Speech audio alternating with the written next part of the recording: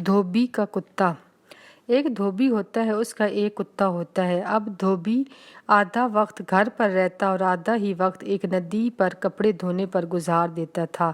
उसका एक कुत्ता था जो धोबी अपने घर की रखवाली के लिए लाया था कि मैं घर से सारा दिन दूर नदी पर कपड़े धोता रहता हूँ, तो ये कुत्ता घर की रखवाली करेगा।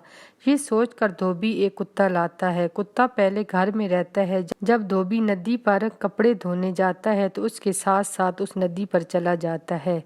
फिर धोबी उस कुत्ते को घर की तरफ भेजता है कि तुम जाओ और घर का ख्याल करो।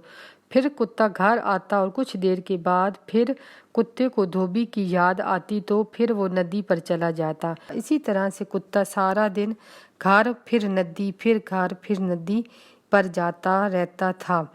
इसीलिए कहते हैं कि धोबी का कुत्ता न घर का न घाट का। कुत्ते का सारा दिन चलते ही गुजर जाता, घर पर फिर नदी पर, फिर घर पर और फिर नदी पर।